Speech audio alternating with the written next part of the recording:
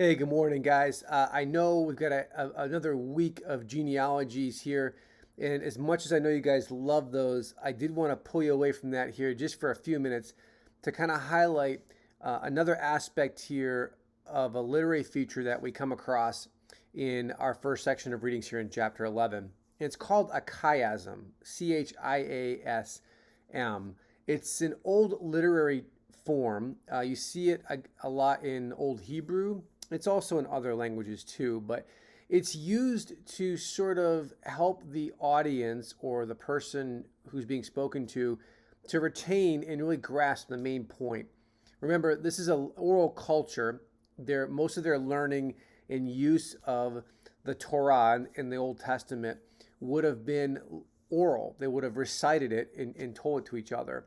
So chiasm is a good way to really highlight and build up to the main point of a section. So we're looking here right now at Genesis chapter 11. And before you get to the interesting genealogy stuff, we have verses 1 through 9.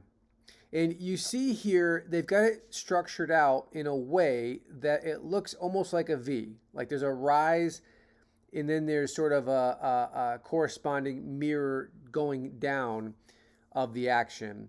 And if you look at the verses that correspond, the A's, the B's, the C's, the D's, the E's, you see that they're actually mirror images of each other, right? So in the first verse, verse 1, all the earth had one language.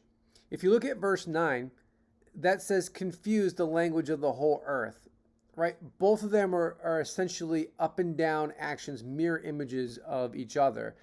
And you'll see that all the way through. B goes with B, C goes with C, all up and down the line, until you get to the hinge point of this V, which is G. And that is part of verse 4 here. And the Lord came down to see.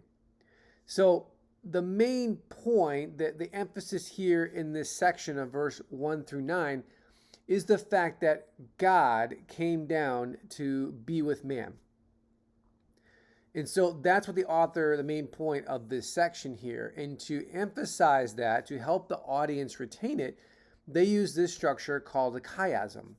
Now, chiasms also appear in other languages too. In fact, we have a simple one that all of us are probably familiar with, and that's one of John F. Kennedy's famous speeches. If you remember, he said, "Ask not what your country can do for you, but what you can do for your country." That actually is a chiasm. The hinge point, the letter G on that one, is actually not one verse. It's actually the silence in between. It's the silence there that gets you to think about the mirroring of doing something for your country and what your country can do for you. So this is something that you see in the Old Testament, particularly in the Hebrew. And so something I wanted to point out to you, it's a literary structure. You might see it in your research this week. This is what a chiasm is, and it was used by Moses and authors back then to help their audience to really grab onto the main point. So anytime you see repetition like that as you're reading, take a few minutes, look through some of those verses and see, can I find the mirror image here? You might actually have a chiasm. So have a great week, everybody. We'll talk to you next week.